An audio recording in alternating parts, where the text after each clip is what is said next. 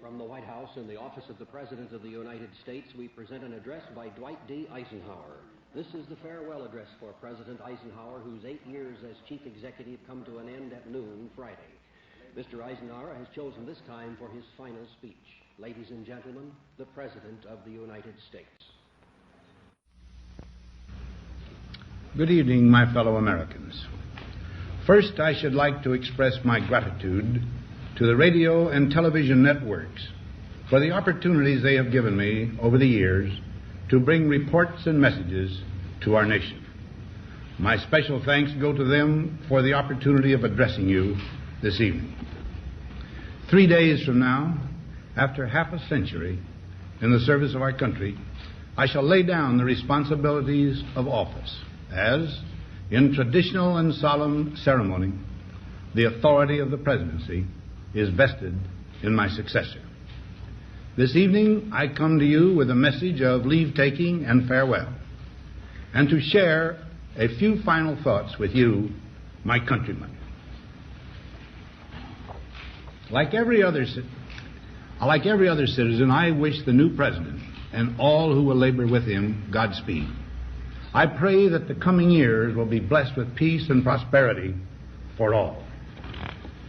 Our people expect their president and the Congress to find essential agreement on issues of great moment, the wise resolution of which will better shape the future of the nation.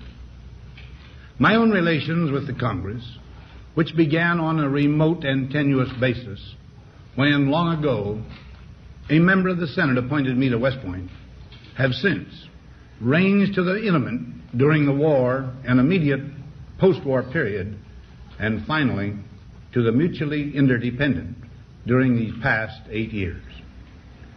In this final relationship, the Congress and the administration have, on most vital issues, cooperated well to serve the nation good rather than mere partisanship, and so have assured that the business of the nation should go forward.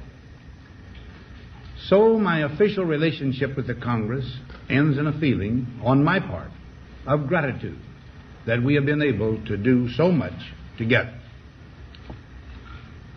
We now stand 10 years past the midpoint of a century that has witnessed 4 major wars among great nations.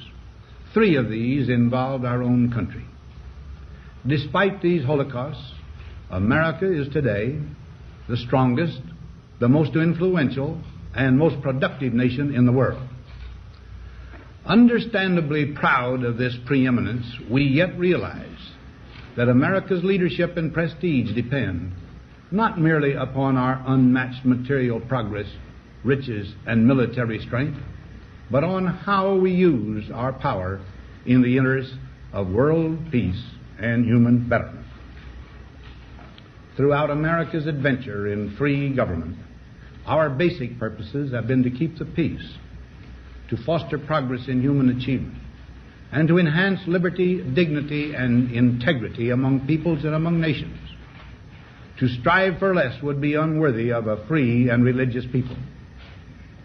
Any failure traceable to arrogance or our lack of comprehension or readiness to sacrifice would inflict upon us grievous hurt, both at home and abroad.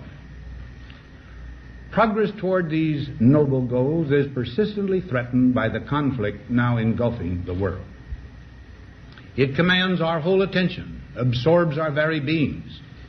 We face a hostile ideology, global in scope, atheistic in character, ruthless in purpose, and insidious in method. Unhappily, the danger it poses promises to be of indefinite duration. To meet it successfully, there is call for not so much the emotional and transitory sacrifices of crisis, but rather those which enable us to carry forward steadily, surely, and without complaint, the burdens of a prolonged and complex struggle with liberty, the stake. Only thus shall we remain, despite every provocation, on our charted course toward permanent peace and human betterment. Crises there will continue to be. In meeting them, whether foreign or domestic, great or small, there is a recurring temptation to feel that some spectacular and costly action could become the miraculous solution to all current difficulties. A huge increase in newer elements of our defenses, development of unrealistic programs to cure every ill in agriculture, a dramatic expansion in basic and applied research. These and many other possibilities, each possibly promising in itself, may be suggested as the only way to the road we wish to travel. But each proposal must be weighed in the light of a broader consideration, the need to maintain balance in and among national programs. Balance between the private and the public economy. Balance between the cost and hoped-for advantages. Balance between the clearly necessary and the comfortably desirable. Balance between our essential requirements as a nation and the duties imposed by the nation upon the individual. Balance between actions of the moment and the national welfare of the future.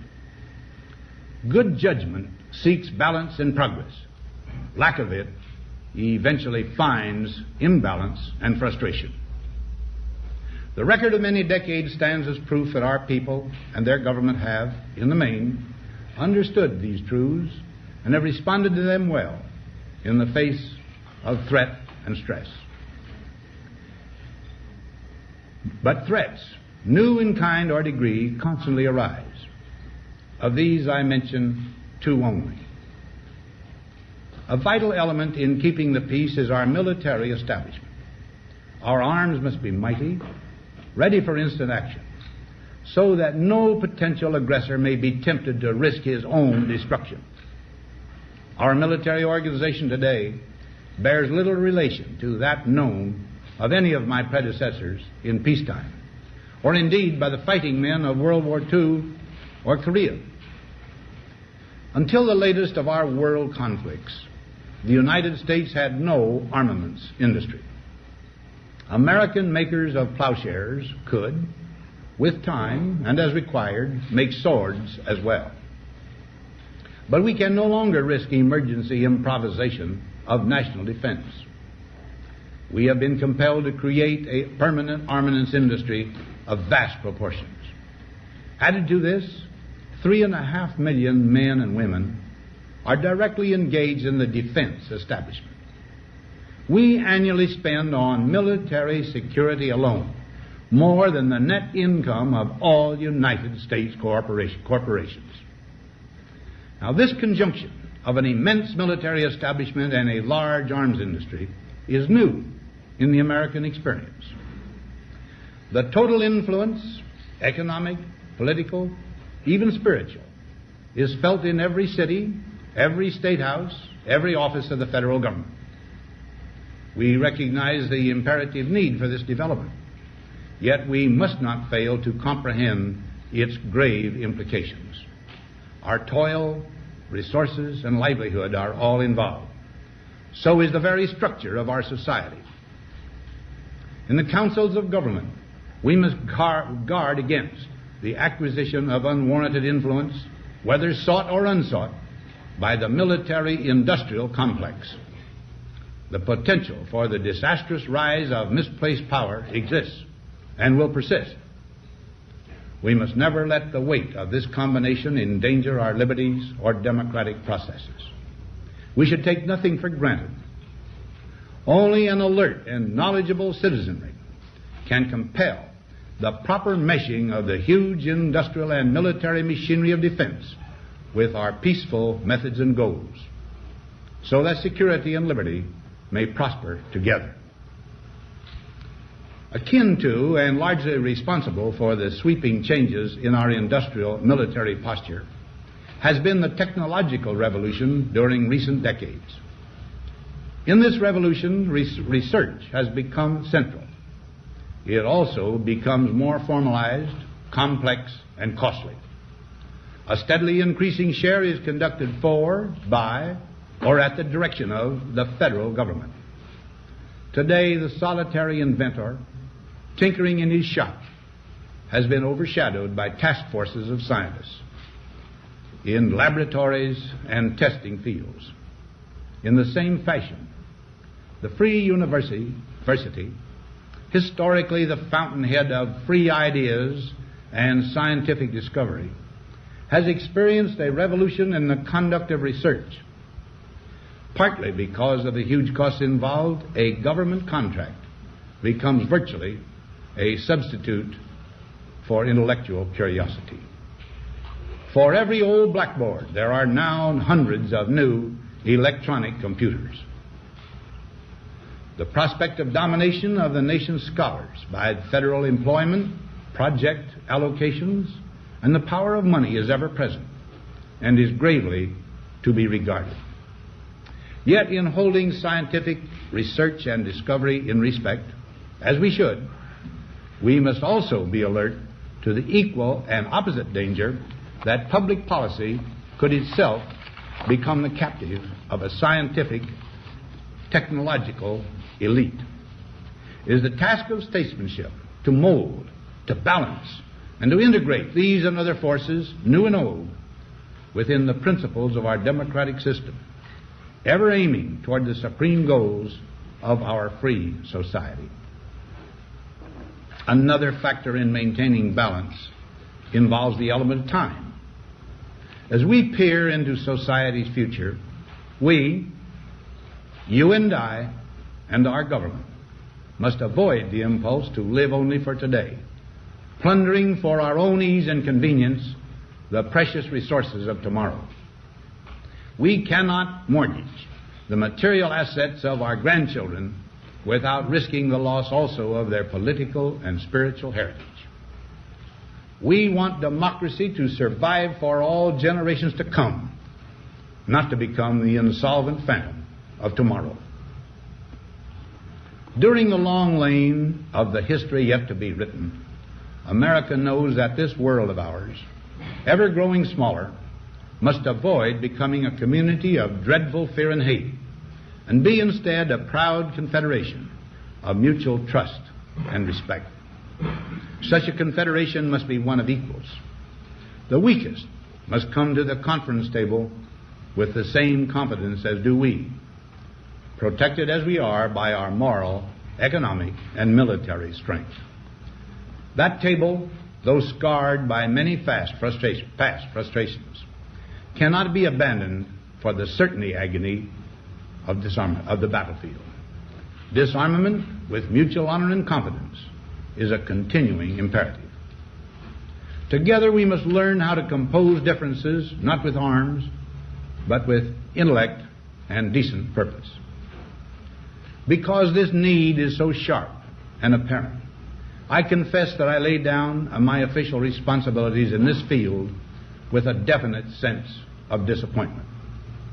As one who has witnessed the horror and the lingering sadness of war, as one who knows that another war could utterly destroy this civilization which has been so slowly and painfully built over thousands of years, I wish I could say tonight that a lasting peace is in sight.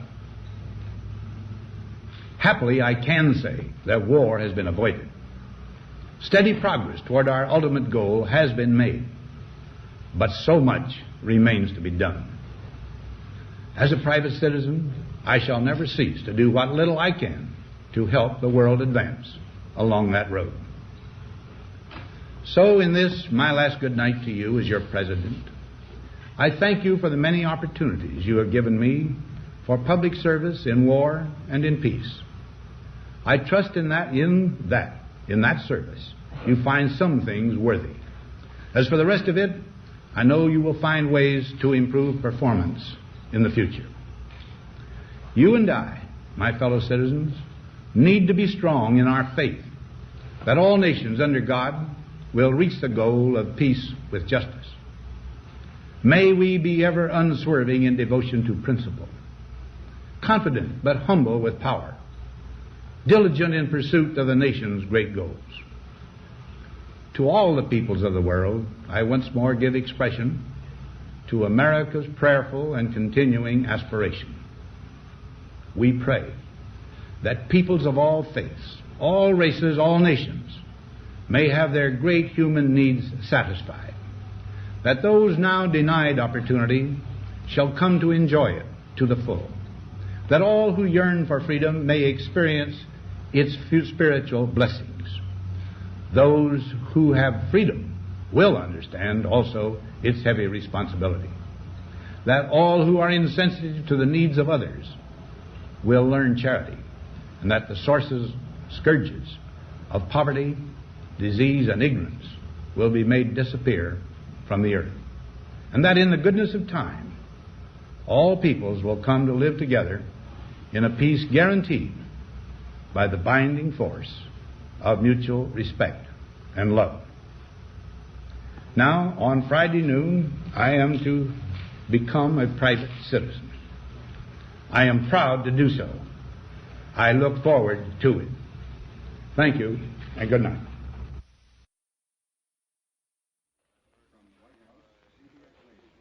We have presented the farewell address by the President of the United States, Dwight D. Eisenhower, who spoke this evening from his office in the White House.